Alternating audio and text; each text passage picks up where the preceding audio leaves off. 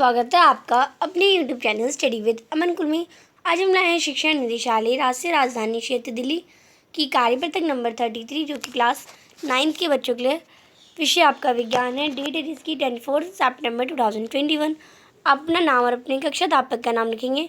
आज हम उत्तक के बारे में पढ़ेंगे, जो हम उसी कंटिन्यू करेंगे जिसमें हम संयोजी एवं तंत्रिका उत्तक के बारे में पढ़ेंगे। तो जो ज्ञान है वो पूछता है, जिज्ञासा दीदी क्या रक्त भी किसी प्रकार का उत्तक है? तो इसका आंसर देखने के लिए हम पढ़ते हैं आगे। वो कहते हैं ज्ञान यह जो उत्तक जिनकी कोशिकाएं आपस में कम जुड़ी होती हैं, अंतर कोशिकाएं आधारती में 10 होती हैं, उन्हें हम संयोजी उत्तक कहते हैं। रक्त भी एक प्रकार का हमारा संयोजी उत्तक है। इसके दो भाग होते हैं, कोशिका और अंतर कोशिका। यानी संयोजी उत्तक है ना, उसमें हमारे दो भाग होते हैं, कोशिका और अंतर कोशिका आधात्री। आधात्री कभी जेली की तरह तो कभी तरल, संघन और कठोर हो सकती है। यानी जेली भी हो सकती है, तरल भी हो सकती है, संघन भी हो सकती है। आधात्री की प्रकृति विशेष संयोजी उत्तक के कार्य के अनुसार होती है। विभिन्न प्रकार के आपको संयोजी उत्तक दे रखे हैं। रक्त संयोजी उत्तक का उदाहरण है अस्थित, उपस्थित, स्नायु, कंडरा, एरिओर और वसा में। ये सारे हमारे संयोजी उत्तक के एग्जाम्पल हो जाएंगे। अब रक्त जो है हमारा एक आधात्री भाग को, इसका तरल आधात्री भाग प्लाज्मा कहलाता है, जिसमें 3 प्रकार की कोशिकाएं पाई जाती है। आरबीसी यानी रेड ब्लड सेल, श्वेत रक्त कोशिकाएं, लाल रक्त कोशिकाएं और प्लेटलेट्स, ये 3 पाई जाती है। आप देख सकते हैं ये हमारा रक्त है, आप देख सकते हैं इसके अंदर ये जो हमारा पार्ट होता है ये हमारा प्लाज्मा कहलाता है, और इसके अंदर लाल ब्लड सेल्स, आरबीसी, डब्ल्यूबीसी और प्लेटलेट्स वगैरह पाई जाती है। ये आपको पूरा स्ट्रक्चर दे रखा है। अपशिष्ट बचा भोजन आदि एक भाग से दूसरे भाग में ये संवहन करता है। फिर ज्ञान पूछता है, हम किसी भी उत्तेजना के अनुकूल तुरंत प्रतिक्रिया कैसे कर लेते हैं? यानी अगर हमें कभी लग जाती है चोट, तो हम कैसे बोल सकते हैं कि अरे मुझे चोट लगी है? तो जिज्ञासा कहती है, हम जानते हैं कि उत्तेजना के अनुकूल प्रतिक्रिया सजीवता के लक्षण है। यानी अगर हमें चोट लगती है तो हम उसकी प्रतिक्रिया करते हैं कि हाँ, कहते हैं कि हमारे चोट लगी है, हमें दर्द होता है, क्योंकि ये एक लक्षण है हमारा। सभी कोशिकाएं उत्तेजना के अनुकूल प्रतिक्रिया करती है और शरीर में इन उत्तेजना को शरीर के एक स्थान से दूसरे स्थान तक पहुंचाने का कार्य का उत्तक द्वारा होता है, जिसे हम तंत्रिका उत्तक कहते हैं। यानी जो हमारी उत्तेजना होती है, जो हमारी चोट होती है, उसे एक स्थान से दूसरे स्थान को पहुंचाना उत्तक का कार्य होता है। यानी ये काम उत्तक करता है। सारी जो कोशिकाएं होती है वो प्रतिक्रिया करने लगती हैं, जिसे हम तंत्रिका उत्तक भी कहते हैं। यहाँ पे आप देख सकते हैं डायग्राम भी इधर रखा है। उत्तेजिका होती है तो प्रतिक्रिया होती है, और ये हमारी तंत्रिका के द्वारा मेरु रज्जु में से होते हुए ये हमारी न्यूरॉन सिस्टम यानी नर्वस सिस्टम में पहुँचती है, तंत्रिका कोशिकाओं में। अब तंत्रिका उत्तक क्या होता है? मस्तिष्क, मेरु रज्जु और तंत्रिकाएं, सभी तंत्रिका उत्तकों से की बनी होती है। तंत्रिका उत्तक की इकाई कोशिका को तंत्रिक कोशिका का न्यूरॉन कहते हैं। अब न्यूरॉन की, ये आपको न्यूरॉन का डायग्राम भी दे रखा है।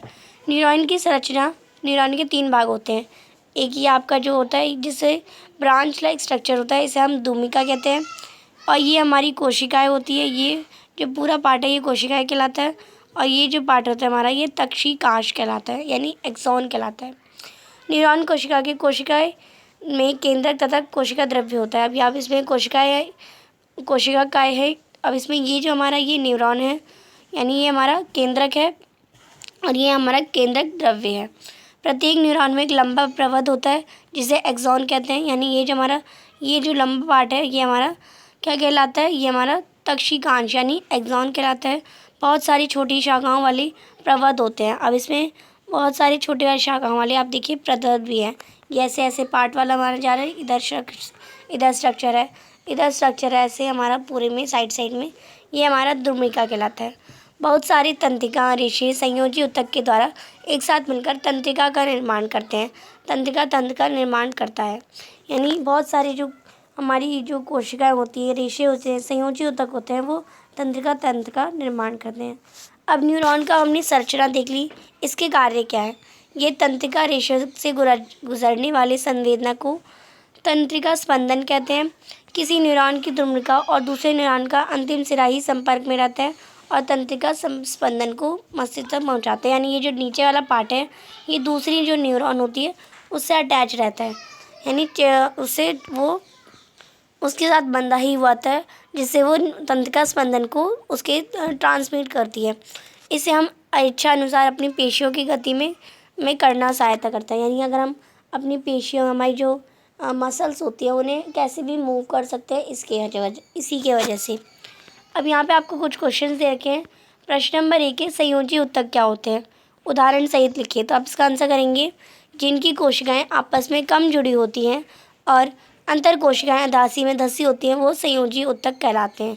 जैसे रक्त, अस्थित और उपस्थित, ये हमारे हो जाएंगे एग्जाम्पल। प्रश्न नंबर 2 है, तंत्रिका ऊतक का मुख्य कार्य क्या है? तो आप इसमें लिखिए, तंत्रिका स्पंदन को मस्तिष्क तक पहुंचाती है और ये हमारी इच्छा अनुसार पेशियों को गति करने में सहायता करती है।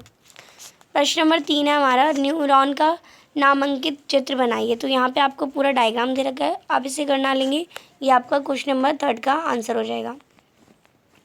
फिर क्वेश्चन नंबर 4 स्टार्ट करने से पहले अभी तक चैनल को सब्सक्राइब नहीं किया है तो प्लीज़ चैनल को सब्सक्राइब ज़रूर कर दें। अगर ये वीडियो अच्छी लगी तो इसे लाइक ज़रूर करिएगा। तो क्वेश्चन नंबर 4 हमारा, एक तरल आधात्री वाले संयोजी ऊतक का नाम तथा उसके कार्य लिखिए। यानी आपको एक तरल आधात्री बताना है और उसके संयोजी ऊतक का नाम भी बताना है।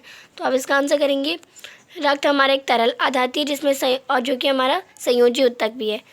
यह शरीर में विभिन्न पदार्थ जैसे कार्बन डाइऑक्साइड, ऑक्सीजन, हार्मोन और अपशिष्ट पचा भोजन आदि एक भाग से दूसरे भाग में संवहन करता है और इसमें जो हमारा तरल आधात्री हो जाएगा वो हमारी प्लाज्मा हो जाएगी। तो आप इसमें कर लेंगे आंसर।